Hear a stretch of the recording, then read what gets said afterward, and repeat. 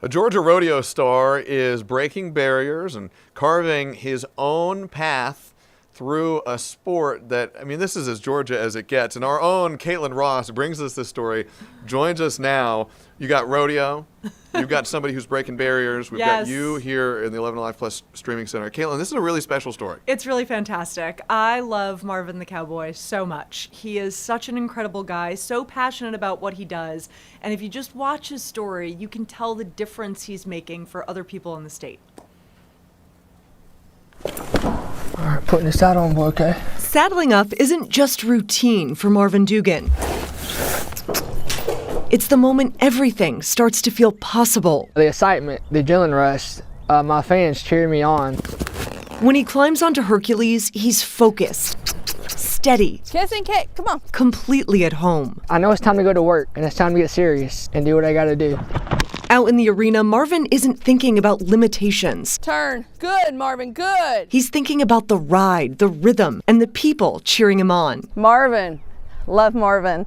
Marvin has big passion, big faith, big dreams, and he has a big heart. Good boy.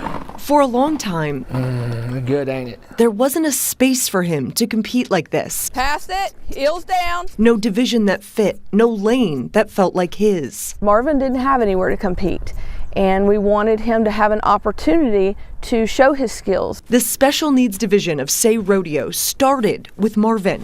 Yay! Good job! And for his family, it finally gave Marvin what he had been searching for. He just really wanted something that was his, where he could win awards, he could be recognized, and he just hadn't had that in his life. Come on, push past, push past. Marvin's life hasn't been an easy ride. Born with an intellectual disability, slide, horn. Marvin was in 13 different foster homes before he turned 8, before he was adopted by the Dugans. He is really a special and unique man. He deserves to be celebrated. One of the most positive people I know. Legs, flank. Marvin is now using his gift to help others. Now keep that inside hand up. Visiting schools and encouraging kids with special needs. Tight, tight, tight, hands up, stand up. To see what's possible for themselves. There you go. My heart for God, sharing my faith with people, from going to schools and teaching kids about what I do.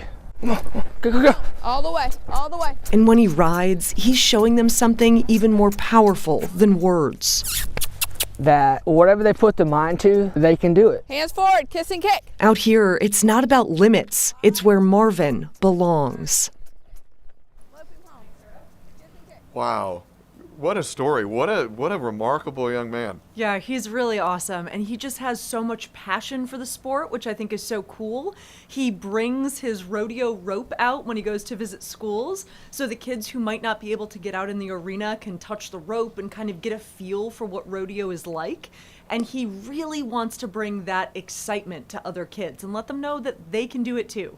You know what I mean, there's a lot that stood out to me in that piece, but what stood out to me the most, you're there, you're a reporter, there's a photographer there, he's going to be on television.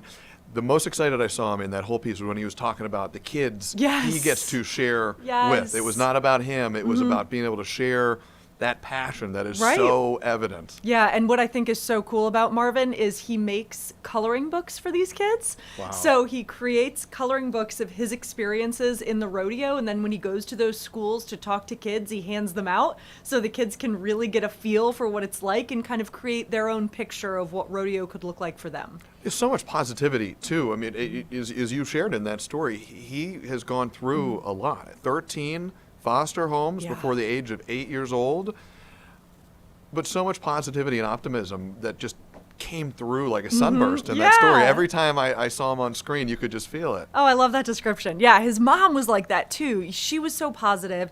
They have a blended family of children, mostly adopted from foster care, who have special needs. And Marvin is actually part of a sibling group that they adopted. So there are multiple kids in their family from this same sibling group who all have special needs. And she wants to really make them all feel unique and individual and important. So she wanted them all to find their thing. And for Marvin, you know, he played basketball with the Special Olympics. He tried out soccer, but he really never found a spot that felt like his own until he tried rodeo. And then he was like, giddy up. Like, this is for me. I want to do this. I was going to ask you, because, I mean, look, agriculture, the number one industry in Georgia. We are a proud agricultural state, but rodeo, not as commonplace as, you know, basketball or Right. soccer or football or baseball.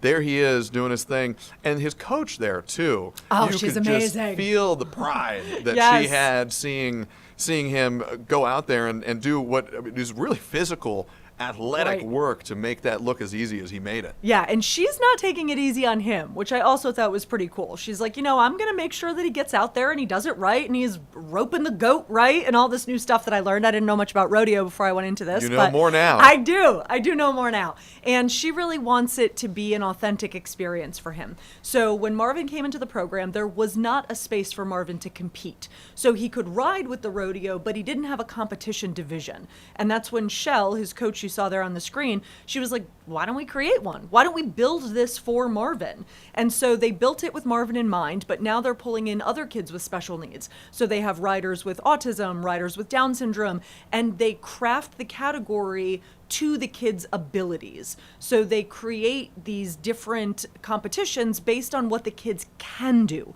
So it's all about leaning into their ability and really giving them a space to shine. We are a little short on time, but I want to make sure I ask you this question. Did Marvin say anything about his reaction to seeing this category of rodeo expand in no small part because of his efforts and his willingness really to go out there and kind of break the barrier and be the first? Yeah, he is so excited about it. He talks about his fans who are cheering him on as soon as he walks outside. He has this little dance that he does. It's like a touchdown dance when he goes out into the rodeo. And so he gets it. He really understands that he has opened up a world for a lot of kids who just want to find a place to belong. And for Marvin and a lot of kids like him, the rodeo is it. A path breaker and a rodeo star. Hats off to Marvin and to our Kaitlyn Ross, as always, for bringing us these excellent and inspirational and important stories. Thank you for having me. No. Appreciate it.